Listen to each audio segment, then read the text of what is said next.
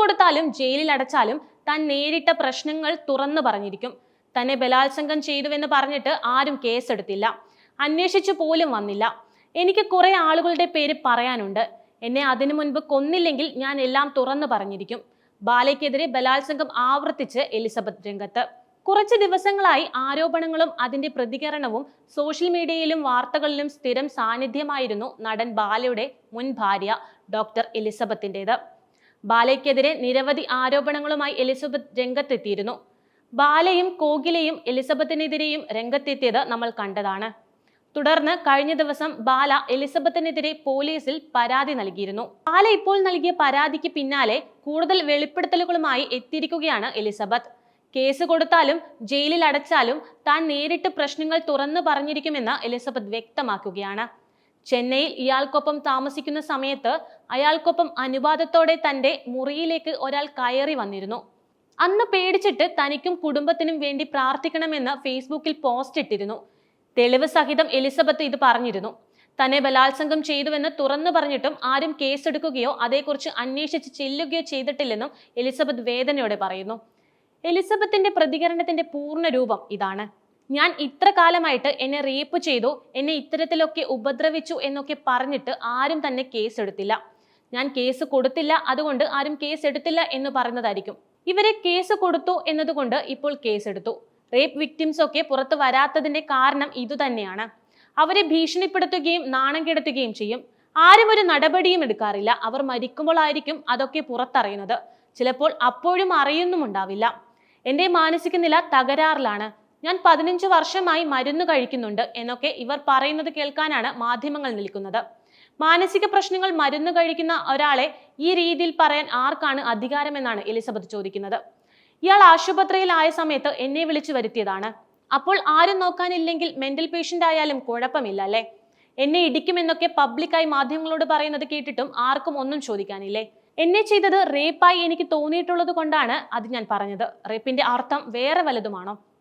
മറ്റൊരാളുടെ മുന്നിൽ വെച്ച് എന്നോട് മോശമായി പെരുമാറി, വേറെ ഒരാളെ എന്റെ ബെഡ്റൂമിലേക്ക് കയറ്റിവിട്ടു. ഇങ്ങനെയൊക്കെ പെരുമാറുന്ന ആളെയാണോ സപ്പോർട്ട് ചെയ്യേണ്ടത്? ഏപ്രിൽ 4-നാണ് ഇയാളുടെ ലിവർ ട്രാൻസ്പ്ലാന്റ് നടന്നത്. മാർച്ച് 29-ന് ഞങ്ങളുടെ വിവാഹത്തിന്റെ 2ാം വാർഷികമായിരുന്നു. ആ സമയത്ത് ഞങ്ങൾ അവിടെ കേക്ക് കട്ട് ചെയ്തു. ഞാൻ കൂടെ ഇല്ലെങ്കിൽ ജീവിച്ചിരിക്കില്ല എന്ന് പറഞ്ഞ പുള്ളി അന്ന് ഈ പോസ്റ്റ് ഇട്ടിരുന്നു. 1ഉം 2ഉം വിവാഹ വാർഷികങ്ങൾ ആഘോഷിച്ച വീഡിയോകൾ ഇന്നുമുണ്ട്. ഇതൊക്കെ ചെയ്ത് അയാൾ എന്നെയും പറ്റിക്കുകയായിരുന്നു. ഇപ്പോൾ ഞാൻ ഗുജറാത്തിലാണുള്ളത്, MTക്ക് പഠിക്കുകയാണ്. ഇയാൾ എൻ്റെ MT പരീക്ഷ തയ്യാറെടുപ്പുകൾ തടുത്ത് എൻ്റെ ഹാൾ ടിക്കറ്റ് എടുക്കാൻ സമ്മതിക്കാതെ പരീക്ഷ എഴുതാൻ സാധിച്ചിരുന്നില്ല എനിക്ക്. അതിന്റെ പേരിൽ കുറെ പ്രശ്നങ്ങളും ഉണ്ടായിട്ടുണ്ട്. ഇപ്പോൾ ഞാൻ വീണ്ടും പഠിക്കുകയാണ്. പോലീസ് സ്റ്റേഷനിൽ നിന്ന് എപ്പോൾ വിളിച്ചാലും ഞാൻ വരും. എനിക്ക് യാതൊരു പ്രശ്നവുമില്ല അതിന്റെ പേരിൽ. എൻ്റെ തൃശ്ശൂർ വീടിന്റെ വാതിൽ ചവിട്ടിപ്പൊളിക്കേണ്ട കാര്യമൊന്നുമില്ല. എൻ്റെ ഫോൺ നമ്പർ എന്തായാലും പഴയ നമ്പർ തന്നെയാണ്. അതുകൊണ്ട് നിങ്ങൾക്ക് എൻ്റെ ഫോൺ നമ്പറിൽ വിളിച്ചാൽ കിട്ടും. എന്താ ചെയ്യേണ്ടത് എന്ന് എനിക്കറിയാം. ഇതിലൊന്നും എനിക്കൊരു നാണക്കേടും തോന്നുന്നില്ല. ഇനി ഞാൻ ഒളിവിലാണ് എന്ന് മാത്രം പറയരുത്. ജയിലിൽ കിടക്കാൻ പോലും ഞാൻ തയ്യാറാണ്. കല്യാണം കഴിഞ്ഞു വരുന്ന സമയത്താണ് ഇയാൾക്ക് ഒരു ഗസ്റ്റ് ഹൗസ് പോലും ഉള്ള കാര്യം ഞാൻ അറിയുന്നത്. കലൂർ ഒരു ഗസ്റ്റ് ഹൗസ് ഉണ്ട്. രാജേഷ് എന്ന ആളാണ് അതിന്റെ നടത്തിപ്പുകാരൻ. ഇയാളുടെ മാനേജർ ആണെന്നാണ് എനിക്ക് പരിചയപ്പെടുത്തി തന്നത്. സിനിമാ കാര്യങ്ങൾക്ക് വേണ്ടിയാണ് ആ ഗസ്റ്റ് ഹൗസ് എന്നൊക്കെയാണ് എന്നോട് പറഞ്ഞിരുന്നതും. ഇയാൾ അവിടെ പോയി ഇരുന്ന് കള്ളു കുടിച്ച് ബോധമില്ലാതെ 2-3 മണിക്കാണ് കയറി വരുന്നത്. അങ്ങനെയുള്ള സമയത്താണ് ഞാൻ ഈ ചന്ദന എന്നു പേരുള്ള പെൺകുട്ടിയെ പറ്റി കേൾക്കുന്നതും. കള്ളു കുടിച്ച് ബോധമില്ലാത്ത സമയത്ത് നീ ഉണ്ടായിരുന്നെങ്കിൽ എനിക്ക് ഇതൊന്നും സംഭവിക്കില്ലായിരുന്നു എന്ന് പറഞ്ഞു.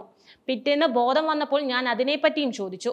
അപ്പോൾ പറഞ്ഞത് അവൾ എന്നെ പറ്റിച്ചിട്ട് ഒരു അമേരിക്കക്കാരന്റെ കൂടെ പോയി എന്നാണ്. അത് പറഞ്ഞിട്ട് തമിഴിലെ ഒരു തെറിയാണ് അവരെ പറ്റി വിളിച്ചത്. എനിക്ക് പഠിപ്പില്ല എന്ന് പറഞ്ഞ് അവൾ ഇട്ടിട്ട് പോയി. അവൾ സൂയിസൈഡ് ചെയ്യാൻ ശ്രമിച്ചു. എൻ്റെ കാശ് തട്ടിയെടുക്കാൻ നോക്കി. ഞങ്ങൾ പ്രേമിച്ച് ഒളിച്ചോടി താമസിക്കാൻ നോക്കി. 2-3 ദിവസത്തിനുള്ളിൽ പിരിഞ്ഞു എന്നൊക്കെയാണ് ആ കുട്ടിയെ പറ്റി അന്ന് എന്നോട് പറഞ്ഞിരുന്നത്. രാജേഷാണ് ഗസ്റ്റ് ഹൗസ് നടത്തുന്നത്. ഇയാൾ തന്നെ പറഞ്ഞിട്ടുണ്ട് രാജേഷ് കള്ളനാണ് എന്നും. രാജേഷ് സിനിമാ ആഗ്രഹം പറയുന്ന മൈനർ പെൺകുട്ടികളെ അവിടെ വിളിച്ചു വരുത്തി പീഡിപ്പിക്കുന്നു എന്ന് ഇയാൾ തന്നെ എന്നോട് പറഞ്ഞിട്ടുണ്ട്. അപ്പോൾ ഞാൻ പാർട്ട്ണർഷിപ്പ് നടത്തുന്ന ഒരു സ്ഥലത്ത് അങ്ങനെയുള്ള ഒരു കാര്യം നടക്കാൻ പറ്റില്ലല്ലോ എന്ന് പറഞ്ഞാണ് ഇയാൾ അന്വേഷിക്കാൻ പോകുന്നത്. തിരിച്ചു വരുന്നത് കള്ളും കുടിച്ച് ബോധവുമില്ലാതെ 2-3 മണിക്കാണ്. ഒരു ദിവസം ഇയാൾ എന്നെ ജൂനിയർ ആർട്ടിസ്റ്റിന്റെ ബെഡ്റൂമിലേക്ക് കയറ്റിക്കൊണ്ടുപോയി. അതുകൊണ്ടാണ് സാറുമായി പിണങ്ങിപ്പോയത് എന്ന് ഒരു വേലക്കാരി പറഞ്ഞിട്ടുള്ള ഒരു സംഭവമുണ്ട്. ആ ജൂനിയർ ആർട്ടിസ്റ്റിനെ വീണ്ടും ഇവർ കൊണ്ടുവന്നിട്ടുണ്ടായിരുന്നു. ആ പെൺകുട്ടിയെ ഞാൻ തിരിച്ചറിഞ്ഞപ്പോൾ അപ്പോൾ ഇയാൾ ആ പെൺകുട്ടിയോട് പറഞ്ഞതാണ് ഇവൾക്ക് വട്ടാണ് എന്ന്, അതുകൊണ്ട് തന്നെ ഇവൾ പറയുന്നത് കേൾക്കേണ്ട എന്ന്. വാ നമുക്ക് രാജേഷിന്റെ അവിടേക്ക് പോവാമെന്നാണ് ഉടനെ ഉള്ള മറുപടി. ഇത് പറഞ്ഞിട്ട് അയാൾ എന്നെ വീട്ടിൽ പൂട്ടിയിടുകയായിരുന്നു ചെയ്തത്. ഇയാൾ എൻ്റെ ജീവിതം നശിപ്പിക്കുകയായിരുന്നു. അതൊന്നും അന്ന് തുറന്നു പറയാനുള്ള ധൈര്യം എനിക്കില്ലായിരുന്നു. ഇതുപോലെ ഇനിയും മറ്റുള്ളവരുടെ ജീവിതത്തിൽ സംഭവിച്ചേക്കാമെന്നും എലിസബത്ത് പറയുന്നു.